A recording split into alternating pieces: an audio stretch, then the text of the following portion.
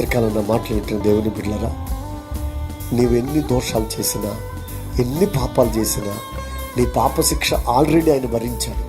కాబట్టి నీ మీదకి శిక్ష రాకుండా, అది మరణశిక్ష కానివ్వండి, అది శాపగ్రస్తమైనది ఏ శిక్ష అయినా కానివ్వండి, రోగాల పాలు చేసే శిక్ష అయినా కానివ్వండి, ఏ శిక్ష అయినా కూడా యేసుక్రీస్తు క్షమిస్తాడు. తాను కార్చిన రక్తంలో ప్రతి పాపాన్ని కడుగుతాడు, పరిశుద్ధపరిచి పవిత్రపరిచి నిన్ను సమాజంలో గౌరవప్రదంగా నిలుపుతాడు.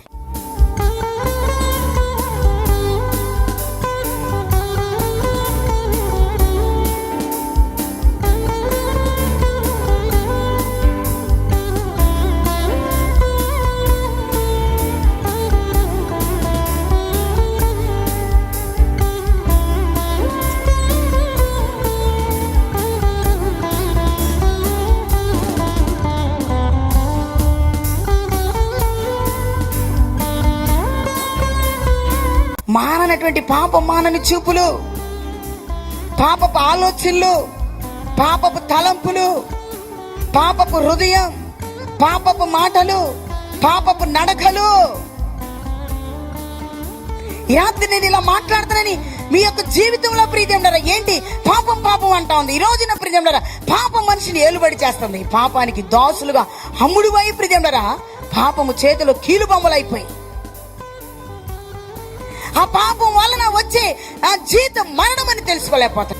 ఈ రోజు ఈ 2వ సభలో అయ్యా, ఇదిగో నీ వాక్యాన్ని విన్న ప్రతి ఒక్కొక్కరిని కూడా మీరు బలపరిచి హృదయాల్లో నీ వాక్యాన్ని నీరు కట్టి ఫలింపజేసి వారిని ఆశీర్వదించండి. ఈ రోజు నైనా ఎవరు ఎటువంటి బాధలతో వచ్చినా యేసు నామములో ప్రతి ఒక్కరు ప్రతి బాధ నుండి విడుదల పొంది సంతోషభరితులై వారి గృహాలకు క్షేమముగా వెళ్ళుదురుగాక. దేవుని యొక్క మహిమయు, కుమారుడైన యేసుక్రీస్తు యొక్క ప్రేమయు, పరిశుద్ధాత్మ దేవుని యొక్క సన్నిధి సహవాసం ఈరోజు జరిగిన సభకును, రేపు ఎల్లుండి జరగబోతున్న సభకును, ఇక్కడ చేరియున్న ప్రార్థన పెట్టుకును, వేదికను అలంకరించుకున్న సేవకులకును నిత్యము ఆయన కృప తోడయ్యుండి నడిపించి బలపరుచునుగాక.